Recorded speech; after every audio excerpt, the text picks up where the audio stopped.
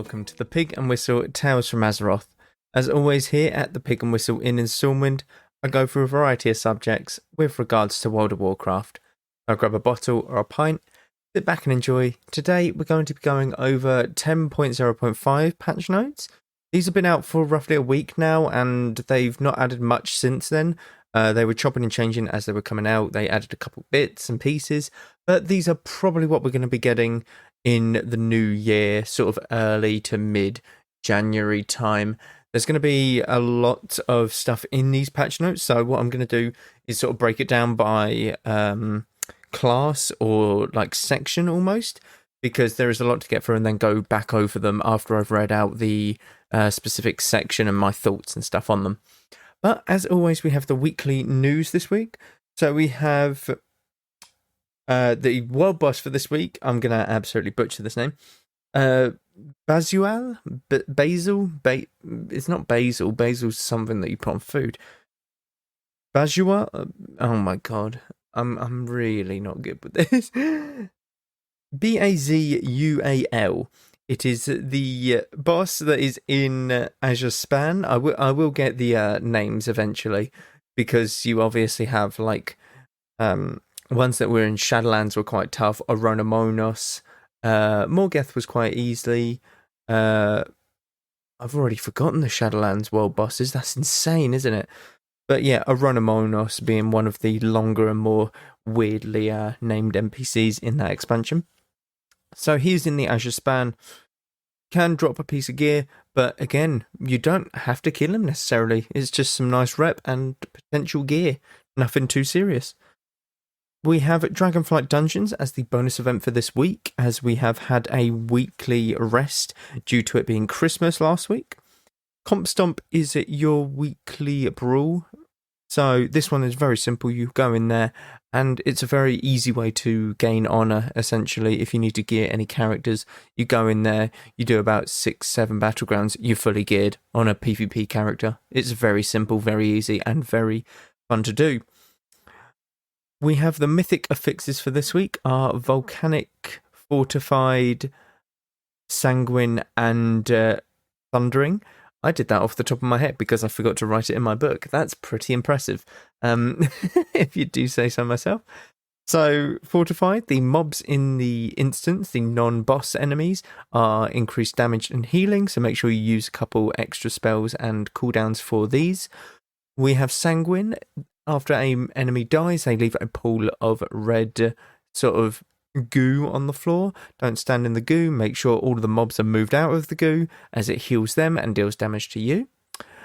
Volcanic, very simple this one. There'll be little volcanoes that are underneath the player. You just move or sidestep them so that they don't knock you up into the air. Very annoying if you're a caster. And you have Thundering, which is the seasonal affix.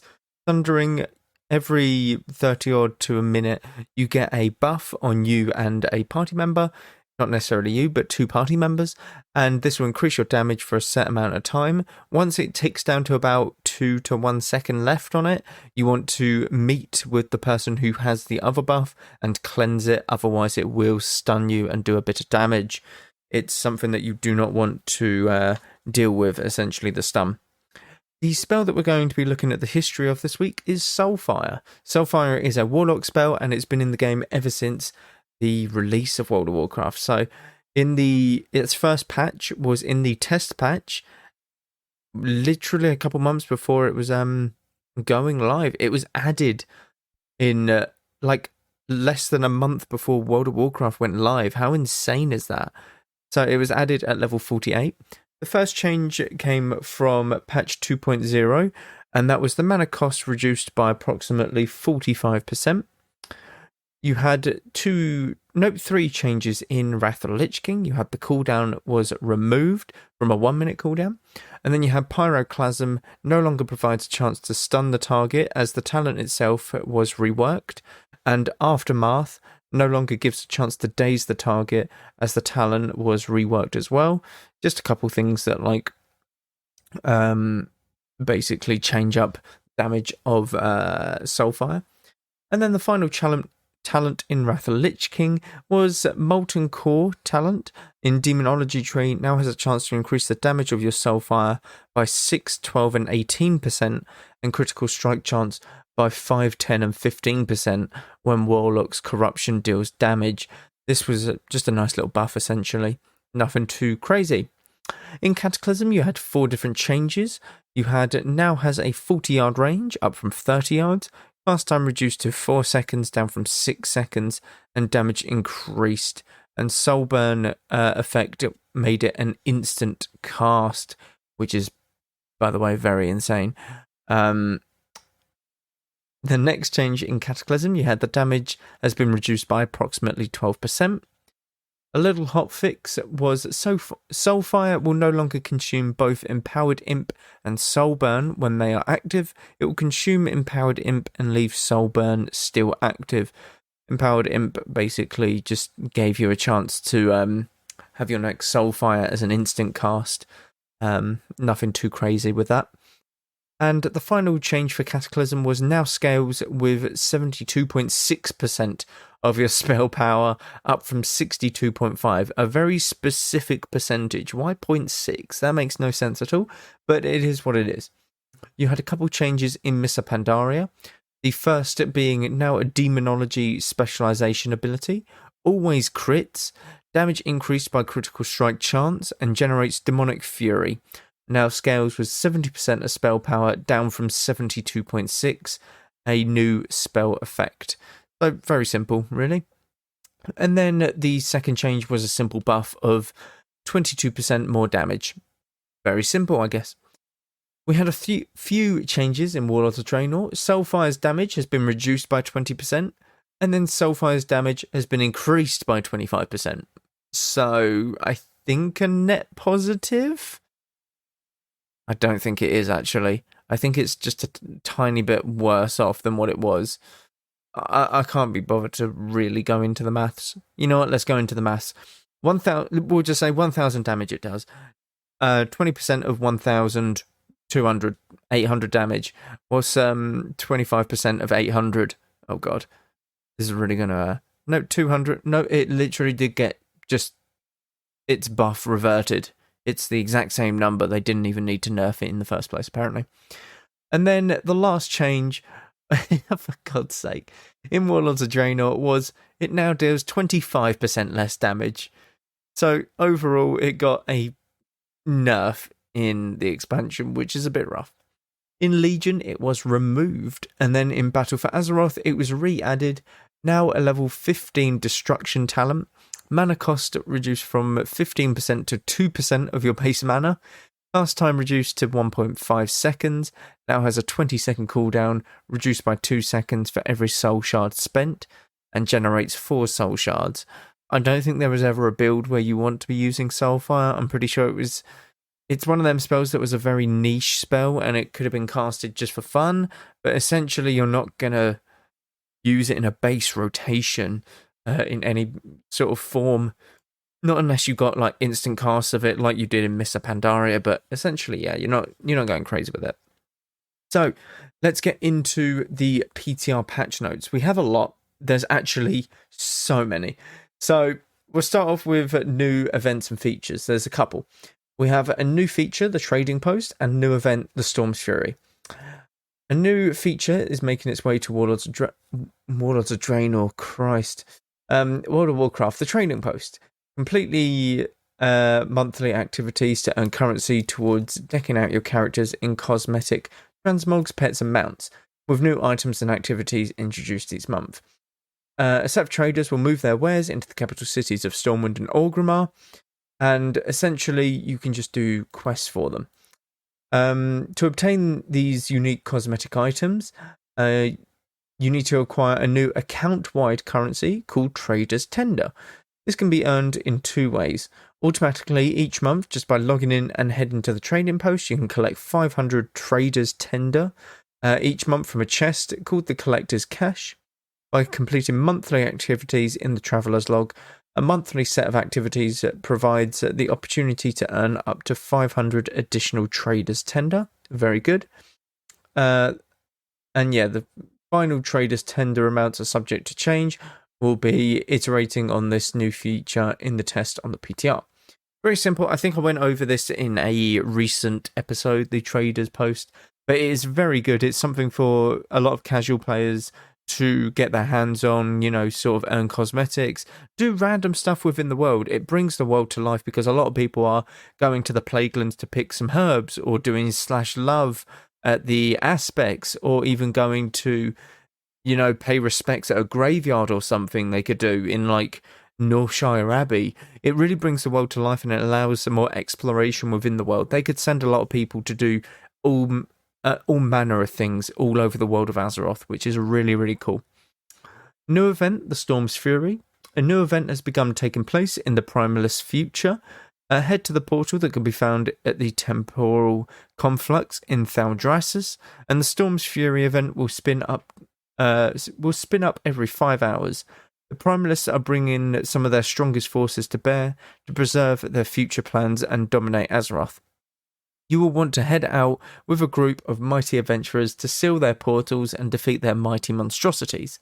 For participating, you will receive Essence of the Storm, which can be exchanged for rewards. Look out for the vendors who can sell you items to help weather the storm, as the Primalists will try to freeze all of their enemies to the bone. This will be testable in the later PTR update. We'll provide an update once it's available to test. So no one's seen this yet, but I imagine it's going to be like the storms that we have currently going on in WoW, but it will be for either a little bit better gear, just like 5 extra item levels, nothing too crazy, or it will be for cosmetics, maybe like some stormy gear, some real sort of flair to your transmogs, I don't know. Maybe even just like weapon enchants, or like they could do like shoulder enchants, give them like some wind sort of animations, I don't know. But yeah, it'll be fun to see tested, and if there's new events constantly, even in like the smaller patches, like the 10.0.5, then it will keep the game a lot fresh. It will keep the game really intriguing and something to do, essentially, that is new. So now we're into the main sort of bulk of the PTR, and these are all the class changes. There's nerfs, buffs, reworks, there's absolutely everything. So I'm going to go down the druid stuff, and I will give my absolute opinion on the druid as a whole. I've got to give it as a whole because, yeah, it's absolutely insane the amount of stuff that they've done in terms of rework. So for druids, all druids now learn swipe at level 10. Swipe and brutal slash damage reduced by 50%. Killer instinct changed to 2 points, granting 3 to 6% physical damage and armor. Nurturing instinct changed to 2 points, granting 3 to 6 magical damage and healing. New talent improves swipe, improves swipes damage and brutal slashes by 100%. New talent forest walk, casting regrowth increases the movement speed and healing received by 5% for 3 to 6 seconds. New talent gale winds increases Typhoon's radius by 20% and range by 5 yards. New talent incessant tempest. Oh my god, my brain just isn't working sometimes. Reduces the cooldown of Typhoon by 5 seconds. New connection between Rake and Rip. New connection between Maim and Tireless Pursuit. New connection between... A lot of new connections in the talent tree. We'll just say that. Wild Growth moved up and removed Curse moved to the side. Improved Rejuvenation moved up in the tree. Sunfire and Star Surge moved to the side. Feral Druids now start with Rip instead of Thrash. For balance, the balanced druid tree has been redesigned completely. Lunar Eclipse no longer increases the critical strike chance of Starfire. Lunar Eclipse now increases the damage Starfire deals to enemies by 50%. Umbral Intensity now further increases the damage of Starfire deals to enemies by 10 and 20%. Circle Life and Death has been removed, but replaced with a new talent called Cosmic Rapidity. Your Moonfire, Sunfire, and Stellar Flare deal damage 13/25% faster. Feral, Circular Life and Death damage duration compressed, reduced to 25, or 20% was 25. Taste for Blood bonus to ferocious bite damage increased to 4 to 8% per bleed on the target. It was 2 to 4. Rampant ferocity damage increased to 35% of ferocious bite damage. It was 25. So they're looking at more of a bite build. Dreadful bleedings bonus to rip damage reduced to 15. Infectious wounds bonus reduced to 25%. Vein Ripper increased the bleed durations, increased to 33%. Lunar Inspiration damage increased by 66%. That's huge, by the way. People don't understand how huge that is because that actually gives Lunar Inspiration a chance at competing with Feral Frenzy. Tear Open Wounds moved to row 4. Survival Instincts moved. Infectious Wounds moved. Berserk moved. Moment of Clarity moved. These all moved rows. Berserk, Heart of the Lion, and Berserk Frenzy moved within row 7 and connections changed. Position of Wild Slashes and Brutal Swipe swapped in their choice node. Lunar Inspiration is now a choice node with Feral Frenzy. Jesus Christ, Druids really got a mix up. Guardian. The Guardian Druid tree has been redesigned. Signs Adapt is now baseline. Innovate can now be cast in bear form. Front of the pack moved to row 3. Flashing Claws switch positions with Reinvigorate. New talent, Thorns of Iron. When you cast Iron Thur, you can also deal physical damage equal to 30% of your armor. Split among enemies within 12 yards. That's really good, by the way. That seems like it will be very good in Mythics. New talent, Raise. Strikes with the might of Ursoc, dealing physical damage to all enemies in front of you. Damage reduced beyond 5 targets. New talent, Moonless Night. When you cast a single target ability on an enemy affected by Moonfire, you cause them to burn for an additional 10% arcane damage. New talent, Lunar Beam. Summons a beam of lunar light at your location. Sounds very cool. Dealing arcane damage and healing you over 8.5 seconds. Pathing restructured. That sounds really cool. That sounds really cool, actually. Earth Warden, Tooth and Claw, Reinforced Armor, and after the Wildfire / Guardian of a Loon, now connections into the final gate section. Pulverized Blood Fury and Twin Moonfire have found slightly different homes. Vicious Cycle, Fury of Nature, and Scintillating Moonlight have changed icons. That is a lot of stuff for Druid. Okay, so firstly, yes, it's really good that they're switching up the talent trees for all of the Druid specs. I think Feral might have a really good talent tree. Guardian seemed fine, to be honest, but Boomkin is the big one. Boomkin's talent tree was very underwhelming, and you had to get a lot of, like, choices that you didn't necessarily want if you were doing PvP, PvE, stuff like that. PvE was a bit easier to, sort of go around the choices that you didn't want, but PvP, you're kind of gridlocked behind stuff that you don't want, but you have to take. Sadly, on the PTR, though, it's not great. The redesign for the Boomkin talent tree, I have yet to test out the Guardian Druid one, but ultimately, this is a very good sign. I do have to say it's a very good sign. Purely on the basis that they're not afraid to switch up talent trees, even though the expansion is already in full flow, essentially. It's really nice that we have that. They want that option to change it up as and when it's possible to. If a talent tree just simply is not working out at all, and they have the option to change it there, but they're scared because it's already in the middle of an expansion, who cares? Change it. It makes the game feel fresh. People will find a way to get really good results out of the talent trees that you provide, even if they're absolutely awful. They are the worst talent trees ever. You will find people dedicated to that specialization that will make it work, and they will make it work really well, mind you. Look at everything over the past lifespan of World of Warcraft.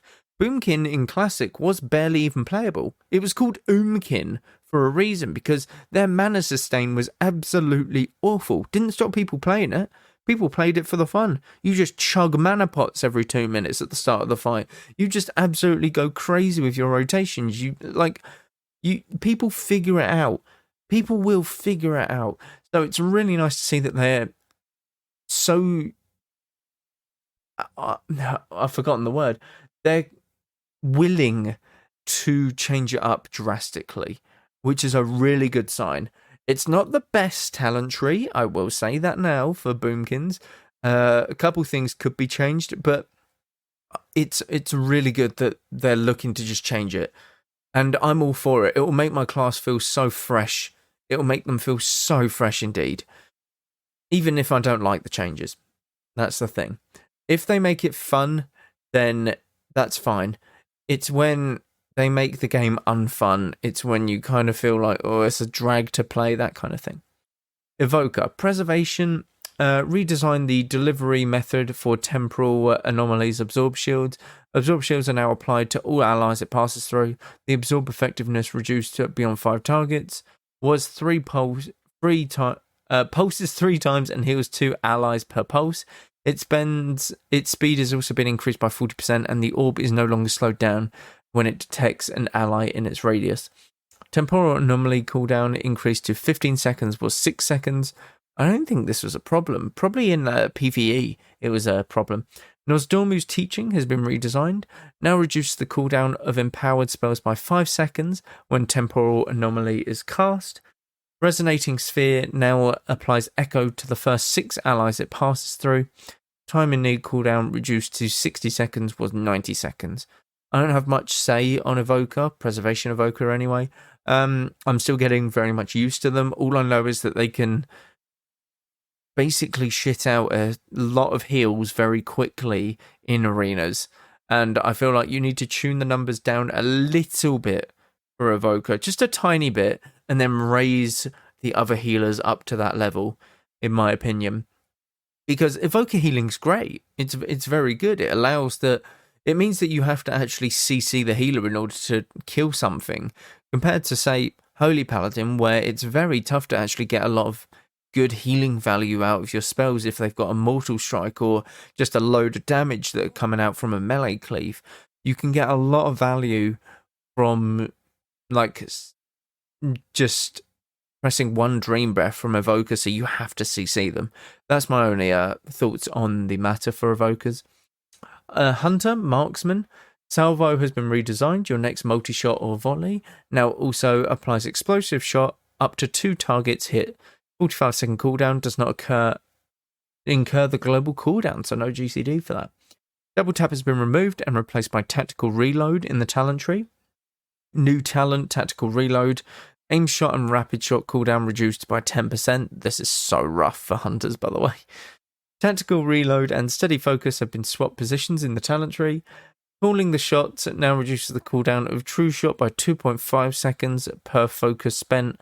Per 50 focus spent was 1.5. Losing double tap as Marksman Hunter is huge. It's absolutely huge. It's gutted that quite a hefty amount in PvP anyway. I'm not sure about PvE. I would imagine it's still very much gutted it because that is your burst window double tap. But yeah, I'm kind of glad to see it go, but I feel like they have been done dirty with the new talent replacement for double tap. That's all I'll say. I feel like they've been done dirty with that one. Monk, Mistweaver, new talent. Shylun's Gift draws in all nearby clouds of mist, healing up to 3 nearby allies per cloud absorbed. The cloud of mist is generated every 8 seconds while in combat. This is very good. This seems very, very good. That seems like another big cooldown for Mistweaver monks. That sounds very fun. I'm very intrigued to see that. Wow, they got loads of new talents. Veil of Pride increases Shaolin's Gift cloud of mist generation to every 4 seconds. Again, seems really good.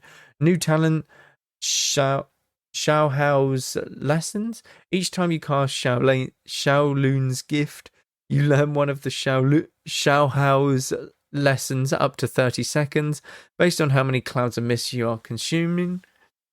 New talent, Lessons of Doubt. You do up to 30% more damage and healing to targets based on their current health. That's kind of good. I like that. That's kind of like Twist of Fate for priests. New talent, Lesson of Despair. Your critical strike chance is increased by 25% while above 80% health. New talent, Lesson of Fear. Decreases your damage taken by 15% and increases your haste by 20%. Wait, what? you just take less damage and you get 20% haste. 20% haste. That's crazy. That's bloody crazy. New talent, Lesson of Anger. 20% of the damage or healing you deal is duplicated every 4 seconds. That's very good. I really like that talent. That could be absolutely incredible. New talent, Burst of Life. Life Cocoon's cooldown is reduced by 20 seconds, but its absorb amount is reduced by 40%. When a Life Cocoon expires, it releases a burst of mist that restores health to 3 nearby allies. Choice node with Calming Coalescence. Revival's healing now increased by 100% while not in a raid. So this is PvP and Mythic Plus dungeons stuff. Bone Dust Brew removed and replaced with Shaolun's Gift, which is really good. Attenuation. Oh my god, these words, man. Attenuation. I'm just going with that. Removed and replaced with Xiaohao's Lessons. Bountiful Brew removed and replaced with Veil of Pride. Okay. Monks seem very good. This might put monks up there in terms of PvP for healing, like competition. You don't see a lot of them in PvE or PvP, mainly due to the fact that you've got to stand there and cast for the heals. And a lot of people who do like mythic raiding obviously need to be moving constantly in order to get use out of their spells and damage and all of that, because it is very hectic, and that is the same for PvP. But with the amount of big cooldowns that you can utilize, and even like the passive healing now, like it's duplicated every 4 seconds, 20% of the healing or damage that you deal. That's insane. That means that you can get constant healing like out more often, rather than just, your hots such as Renewing Mist and Enveloping Mist, stuff like that. So I like the way that they're taking Monk. It seems very, very good in my opinion. Paladin, you have Blessing of Winter has been redesigned, now restores 1% mana per 2 seconds, only castable on friendly healers. That's rough, because Blessing of Winter, Summer, whatever it is, essentially is a massive damage buff for any DPS, so that change is huge for them. Avenging Crusader now costs 5 holy power. It was 50% of your mana. Reduced cooldown to 45 seconds was 2 minutes. And reduced duration to 12 seconds was 12 seconds. One's Avenging Crusader. I feel like that's the weird wings proc. Tower of Radiance now causes Holy Light and Flashlight to additionally have a chance to grant holy power based on your target's current health. When cast on targets without Beacon of Light, increasing to 100% on targets below 50%. Okay, nice little healing buff. Inflorescence of the Sunwell now grants a holy power every 3rd cast of Holy Light with Infusion of Light. It was a 30% chance. This is good because it's no RNG base. You like stuff that's guaranteed after every 3. It will give you a holy power, rather than the statistics say that you should get 1 in 3, but realistically you might just get very unlucky and not get 1 for 10 sort of procs, that kind of thing. So for Priest, we have a few changes for Holy, Disc, and Shadow. Wow, we got a lot. Okay. So for the class itself, new talent, Petrifying Scream. Psychic Scream causes enemies to tremble in place instead of fleeing in fear, which is really nice. Surges of Light now properly triggers from all healing spells. The root affected of Void Tendrils is now dispellable on enemy nameplates. Very good, because it is a magic effect. It is a magic root, such as Entangling Roots, so it makes sense that it can be dispelled.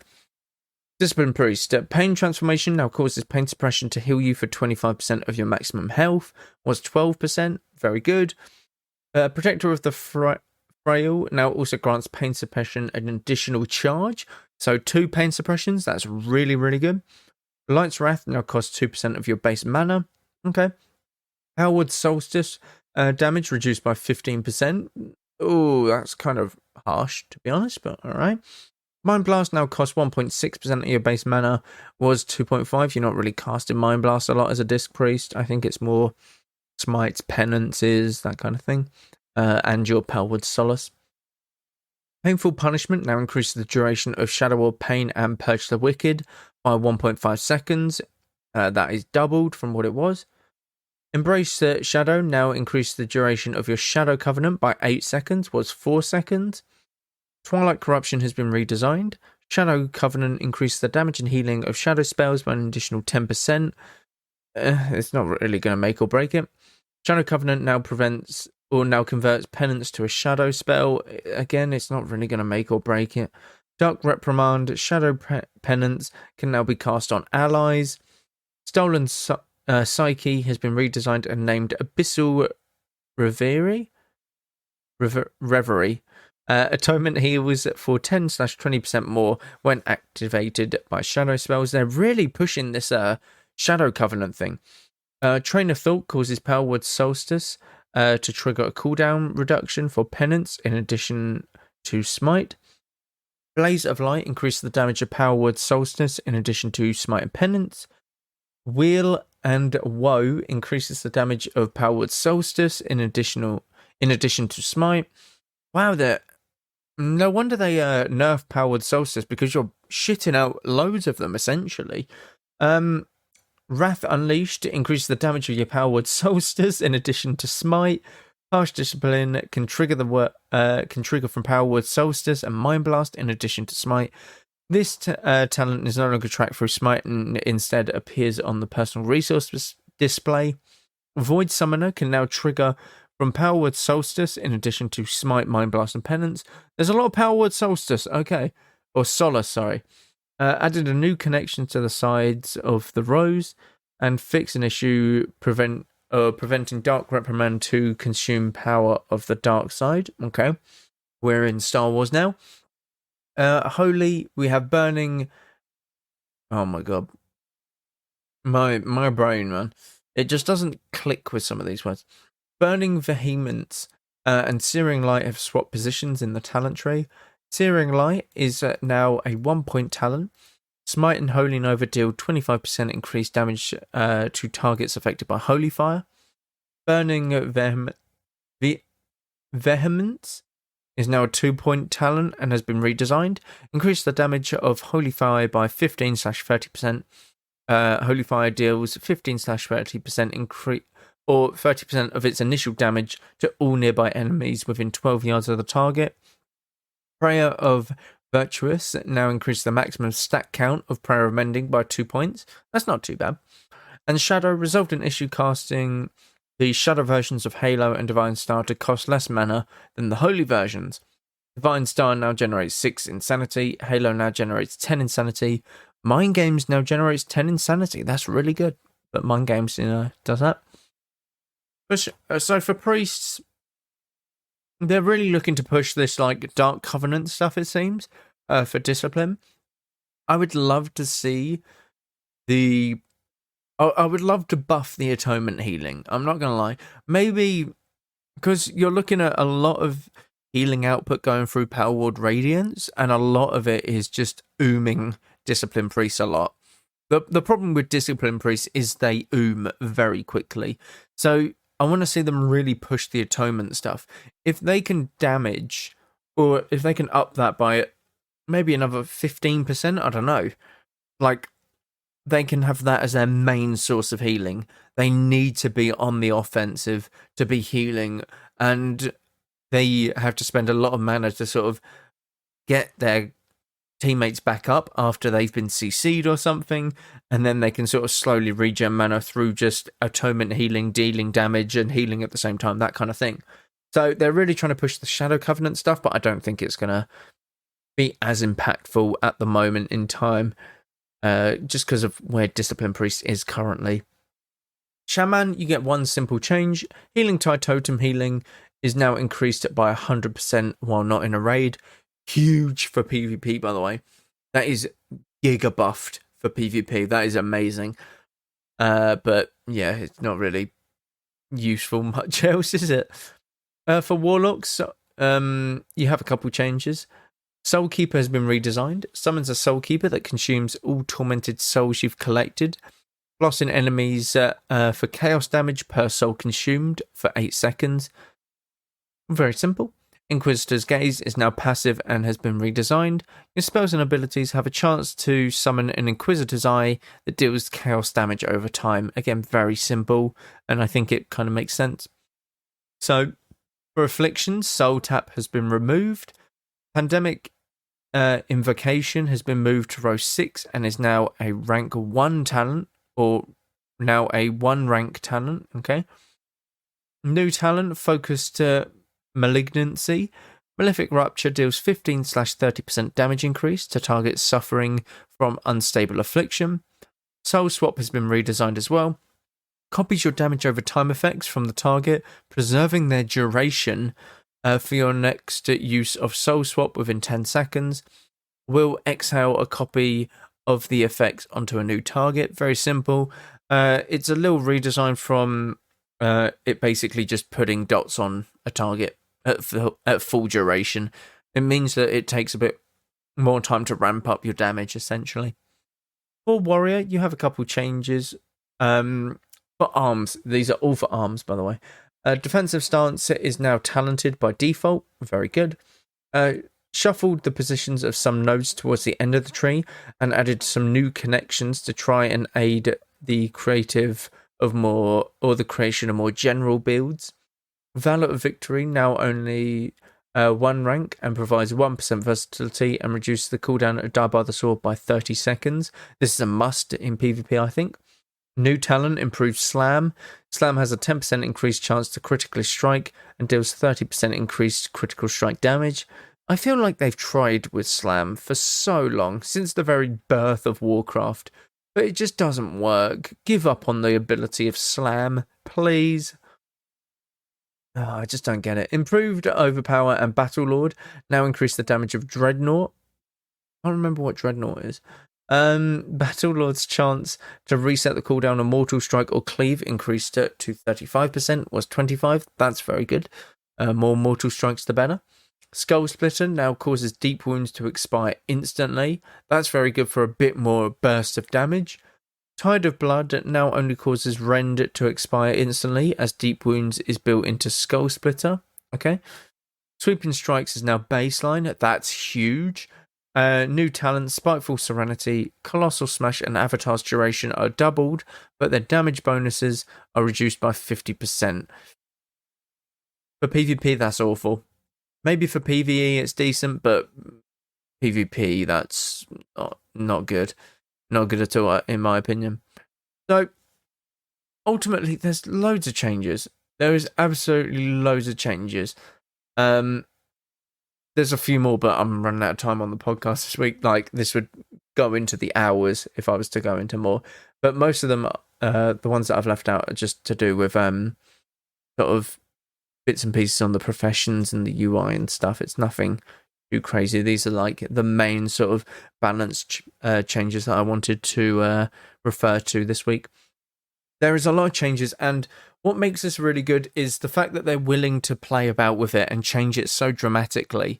A lot of people don't like the way that PvP or the meta's evolving right now. It's a lot of Shadow play, it's a lot of Demon Hunter, Warlock, it's a lot of stuff that isn't fun to play against. But to be honest, I don't even think it's fun to play. I've tried a Warlock, I've tried a Demon Hunter, they're just not fun to play. They now I might trigger a few people here. They seem very skillless. Demon Hunter, in my opinion, is a lot less buttons to press.